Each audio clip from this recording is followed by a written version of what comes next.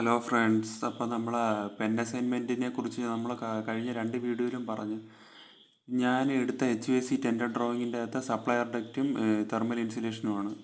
Supplier duct colour number 70 continuous ലൈനും, thermal insulation colour number 160 non continuous dotted ലൈനും ആയിരുന്നു. അപ്പോൾ അത് രണ്ടും നമുക്ക് ലാസ്റ്റ് പ്രിൻറ്റ് സെക്ഷനും അല്ലെങ്കിൽ print out section, PDF section, last print out എടുക്കണതിൽ മാറ്റുന്ന എന്നൊക്കെ പറയണതിന് ഞാൻ ഈ ഉപയോഗിക്കുന്ന ഷീറ്റ് സെക്ഷനിൽ നിന്നാണ് അതിനെ പറയുന്നത്. ഷീറ്റ് സെക്ഷനിലാണ് നമുക്കിതിൻ്റെയൊക്കെ ചേഞ്ച് കാണേണ്ട. അപ്പം ഞാൻ ആദ്യം ഇത് ചേഞ്ച് ചെയ്തിട്ടുണ്ട്. നമ്മൾ SADയുടെ കളർ നമ്പർ 70 മാറ്റി കൊടുത്ത് അതിൻ്റെ ലൈൻ ടൈപ്പും ലൈൻ വെയിറ്റും എല്ലാം മാറ്റി കൊടുത്തു.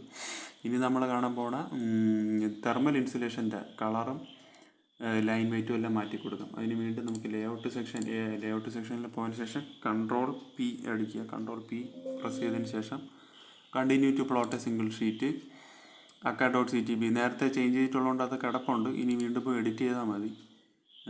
കളർ നമ്പർ 70 ഞാൻ കാണിച്ചു തരാം. അതാണ്ട, അത് നേരത്തെ നമ്മൾ മാറ്റിയതുപോലെ തന്നെ കിടപ്പുണ്ട്. Black, ISO dash, line weight 0.65 mm. ഇനി ഞാൻ മാറ്റാൻ പോകുന്നത് നമ്മുടെ തെർമൽ ഇൻസുലേഷൻ്റെ പ്രോപ്പർട്ടീസാണ്. അതിന് കളർ നമ്പർ 160 വരണം. 160 സെലക്ട് ചെയ്തു. ഞാൻ അതിന് കൊടുക്കാൻ പോണോ റെഡ് കളറാണ്. റെഡ് കളർ കൊടുത്തതിന് ശേഷം ഞാൻ അതിൻ്റെ ലൈൻ ടൈപ്പ് സോളിഡ് കൊടുക്കാൻ പോകണം. ഡോട്ടഡ് ലൈൻ മാറ്റി സോളിഡ് ലൈൻ ആക്കാൻ പോകണം. തെർമൽ ഇൻസുലേഷനാണ്, മറന്നു വരുത്. പിന്നെ ലൈൻ വെയിറ്റ്, എനിക്കിഷ്ടമുള്ള ഒരു ലൈൻ വെയിറ്റ് ഞാൻ കൊടുക്കണം. 0.8 mm ലൈൻ വെയിറ്റ് കൊടുത്തതിന് ശേഷം സേവ് ആൻഡ് ക്ലോസ് കൊടുക്കുക. ഇനി അപ്ലൈ ടു ലേഔട്ട് അടിക്കണ്ട, കാരണം നമ്മൾ ഓൾറെഡി ഈ പെൻ അസൈൻമെൻറ്റ് കൊടുത്തിട്ടുള്ളതുകൊണ്ട് അടുത്ത അതിൻ്റെ പുറകെ വരുന്ന എല്ലാ ലെയറിൻ്റെയും നമ്മൾ പെൻ അസൈൻമെൻറ്റ് ചേഞ്ച് ചെയ്യുമ്പോൾ ഇനി നമുക്ക് നേരെ പ്രിവ്യൂ അടിച്ചാൽ മതി. വേണ്ട, പ്രിവ്യൂ അടിക്കുമ്പോൾ അതുകൊണ്ട് ഇവിടെ നമ്മുടെ തെർമൽ ഇൻസുലേഷൻ കിടപ്പുണ്ട്. തെർമൽ ഇൻസുലേഷൻ കണ്ട അതിൻ്റെ ലൈൻ വെയിറ്റും മാറി, ലൈൻ ടൈപ്പ് ഡോട്ടഡിൽ നിന്ന് കണ്ടിന്യൂസും ആയി, അതിൻ്റെ കളർ മാറ്റി കൊടുത്തിട്ടുണ്ട്. 160 നിന്ന് മാറ്റി റെഡ് കളർ കൊടുത്തു. ഇത് നമ്മൾ നേരത്തെ മാറ്റിയ സപ്ലയർ ഡക്റ്റാണ്. 70 കളർ, പച്ച കളറിൽ നിന്ന് ബ്ലാക്ക് കളറായി, ഡോട്ടഡ് ലൈനായി. ഇതിൻ്റെ പ്രോപ്പർട്ടീസ് നമ്മൾ തമ്മിൽ മാറ്റി കൊടുത്തതാണ് ഈ ഒരു എക്സാമ്പിളിലൂടെ ഞാൻ കാണിച്ചത്.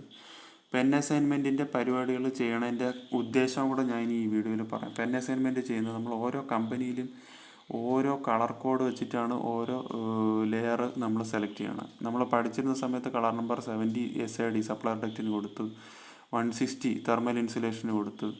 പിന്നെ അതുപോലെ ഫ്ലെക്സിബിൾ ഡക്റ്റ് കണക്ടറിന് ലെറ്റ്സ് ഒരു കളർ നമ്പർ 40 അല്ലെങ്കിൽ കളർ നമ്പർ 180 ഒക്കെ നമ്മൾ കൊടുത്തു. പക്ഷേ ഓരോ കമ്പനിക്കും ഓരോ കളറുണ്ടാവും, ഓരോ കളർ കോഡ് ഉണ്ടാവും. നമ്മളിപ്പോൾ സ്റ്റാൻഡേർഡ് പറയുകയാണെങ്കിൽ 153 ആണ് നമ്മുടെ ഗ്രേ കളർ. ഇപ്പോൾ നമ്മുടെ ആർക്കിടെക്ചർ ഫയൽ എല്ലാം കൂടെ സെലക്ട് ചെയ്തിട്ട് നമ്മൾ കംപ്ലീറ്റ് ഫുള്ളി സെലക്ട് ചെയ്തിട്ട് കളർ നമ്പർ 153 അടിച്ചു കൊടുക്കും. കാരണം നമുക്ക് അതിൻ്റെ പുറത്താണ് നമ്മൾ MEP സർവീസസ് വരയ്ക്കുന്നത്. അതുകൊണ്ട് അതിൻ്റെ കളർ നമുക്ക് ഫെയ്ഡായിട്ട് കണ്ടാൽ മതി. അതുപോലെ സ്റ്റാൻഡേർഡ് കളർ ഓരോ കമ്പനിക്കും ഉണ്ടാകും.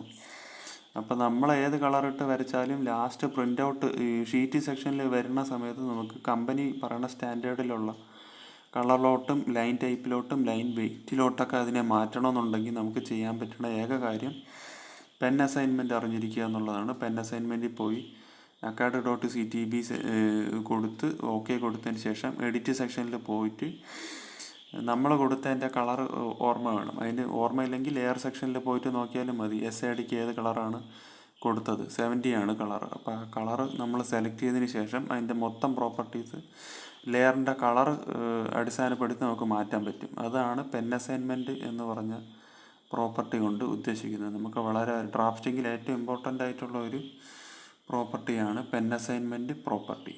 Okay guys, thank you.